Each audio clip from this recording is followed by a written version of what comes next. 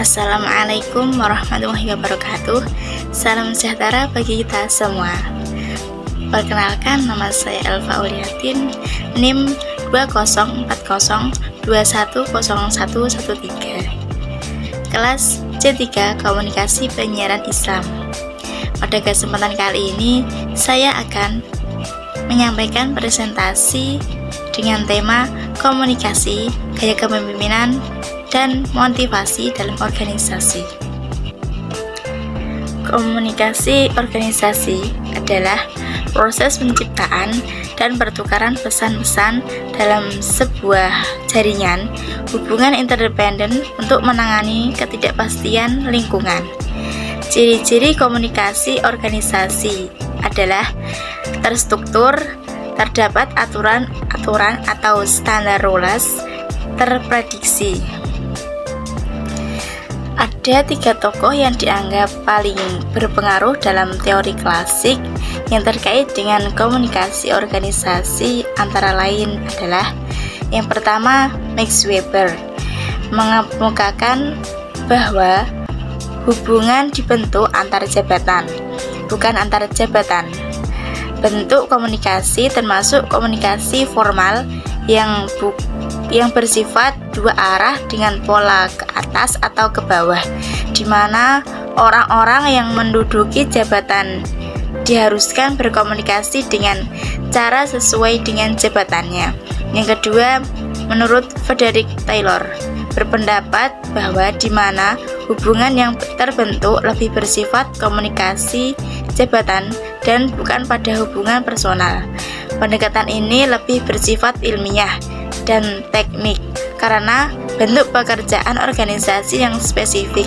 Yang ketiga, Henry Fayol memberikan solusi dengan komunikasi lintas saluran, di mana individu dalam organisasi dapat melintasi jalur fungsional dan berkomunikasi dengan orang-orang yang diawasi dan mengawasi, tetapi batasan atau bawahan mereka.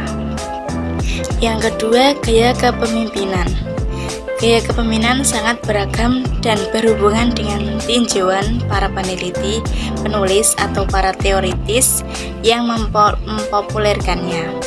Bentuk berikut ini beberapa model teoritis untuk mengenali beragam gaya kepemimpinan.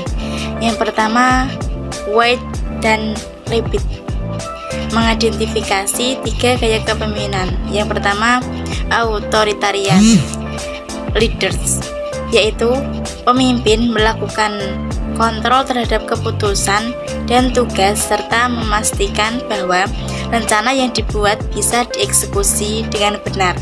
Yang kedua, democratic leaders, yaitu pemimpin lebih berorientasi membimbing dibanding mengontrol aktivitas kelompok, berbagi kewenangan, dan mempertimbangkan masukan dari bawahan dalam setiap proses pengambilan keputusan. Yang ketiga, laissez-faire leaders, yaitu pemimpin menyerahkan hampir semua keputusan kepada bawahan. Pemimpin menerima konsultasi dari bawahan, tapi biasanya ia mendelegasikan semua kewenangan pada bawahan. Yang kedua, teori gizi kepemimpinan. Teori gizi kepemimpinan di sini menggambarkan bagaimana perhatian pimpinan pada tugas dan pada manusia sehingga menciptakan gaya pengelolaan dan kepemimpinan. 5 jenis gaya ekstrim yang dikemukakan oleh model gizi ini antara lain: yang pertama, gaya pengalah, yaitu ditandai kurangnya perhatian terhadap produksi. Bila terjadi konflik, pemimpin jenis ini tetap netral dan berdiri di luar masalah. Yang kedua, gaya pemimpin pertengahan, yaitu menaruh perhatian yang seimbang pada produksi dan manusia bila ada perbedaan pendapat atau sikap dengan yang dianutnya. Pemimpin berusaha untuk jujur tapi tegas dan mencari pemecah yang tidak memihak. Pemimpin berusaha mempertahankan keadaan tetap baik. Yang ketiga, gaya tim. yaitu menaruh perhatian tinggi terhadap tugas dari manusia. Pemimpin amat menghargai keputusan logis dan kreatif sebagai hasil pengertian dan kesepakatan anggota. Organisasi. Bila terjadi konflik, pemimpin mencoba memeriksa alasan timbulnya perbedaan dan mencari penyebab utamanya. Pemimpin mempunyai rasa humor tinggi. Pemimpin tim mampu menunjukkan kebutuhan akan saling mempercayai dan menghargai di antara sesama tim, juga menghargai pekerjaan. Yang keempat, gaya santai, yaitu ditandai dengan rendahnya perhatian pada tugas dan perhatian tinggi pada manusia. Pemimpin menghindari terjadinya konflik. Bila tidak bisa dihindari, ia mencoba melunakkan perasaan orang dan menjaga agar mereka tetap kerjasama. Pemimpin seperti ini lebih banyak bersikap menolong daripada memimpin. Yang kelima, gaya kerja, yaitu ditandai perhatian tinggi terhadap pelaksanaan kerja, tapi amat kurang memperhatikan manusia. Fokus utamanya adalah melaksanakan pekerjaan secara efisien. Bila timbul konflik, pemimpin cenderung menghentikannya atau memenangkan posisinya dengan cara membela diri, berkeras pada pendirian, atau mengulang konflik dengan sejumlah argumentasi baru. Yang ketiga, teori 3D. Teori ini menghasilkan 8 gaya kepemimpinan, di mana 4 gaya termasuk kurang efektif dan 4 gaya lainnya dinilai lebih efektif. Yang keempat, teori kepemimpinan situasional. Teori ini berbentuk lonceng melalui 4 kuadran kepemimpinan. Untuk membuat penilaian yang cepat, ada 4 gaya kepemimpinan situasional yang dapat dikemukakan, yaitu yang pertama, gaya memberitahu, yaitu tugas berat, hubungan lemah, ditandai komunikasi satu arah. Pemimpin menentukan peranan anak buah. Yang kedua, gaya mempromosikan, yaitu tugas berat, hubungan kuat, ditandai komunikasi dua arah. Meskipun hampir semua pengaturan dilakukan pemimpin, pemimpin memberi dukungan emosional agar anak buah bertanggung jawab dalam pengambilan keputusan. Yang ketiga, gaya berpartisipasi, yaitu hubungan kuat, tugas berat, pemimpin dan anak buah terlibat dalam pembuatan keputusan melalui komunikasi dua arah.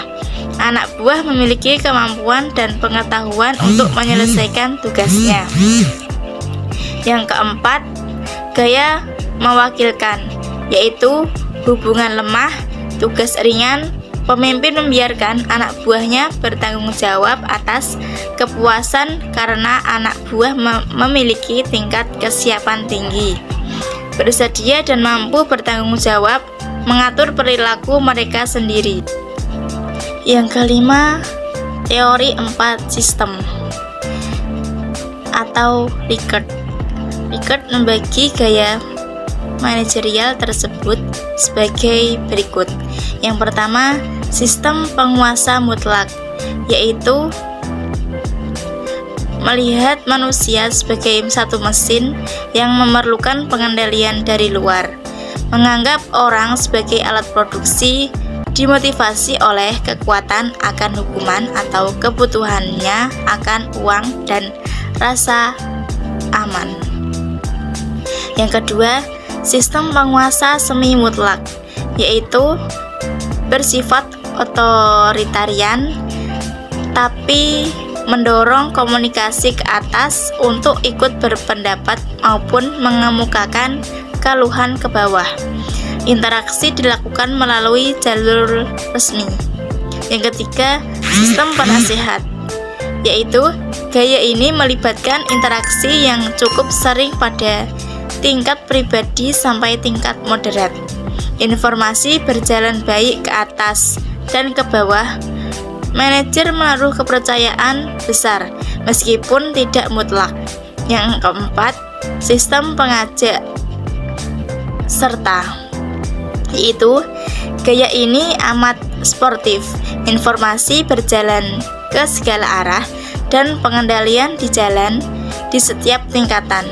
Orang berkomunikasi dengan bebas, terbuka dan berterus terang, hampir tanpa ada rasa takut terhadap hukuman. Yang keenam, teori kontinum. Teori ini mengemukakan bahwa pengambilan keputusan sebagai konsep utama kontinum perilaku kepemimpinan. Kontinum ini dapat dijelaskan sebagai berikut. Yang pertama, manajer membuat keputusan dan mengumumkannya. Yang kedua, manajer membuat keputusan dan menawarkannya. Ketiga, manajer mengemukakan keputusannya dan memberi kesempatan untuk mempertanyakannya. Yang keempat, manajer mengemukakan keputusan sementara yang masih dapat diubah. Yang kelima, manajer menentukan beberapa batasan dan meminta bawahannya untuk membuat keputusan. Yang keenam, manajer mengizinkan bawahan membuat keputusan. Yang ketujuh, teori kebergantungan. Menurut teori ini, keefektifan pemimpin bergantung pada hubungan-hubungan dalam gaya kepemimpinannya, juga situasi tertentu yang dihadapinya. Motivasi adalah hal yang banyak dibicarakan dalam komunikasi, manajemen, dan kepemimpinan, karena motivasi memiliki kaitan yang erat dengan hal-hal yang menyebabkan seseorang mencurahkan tenaganya, baik secara mental maupun fisik, untuk melakukan sesuatu.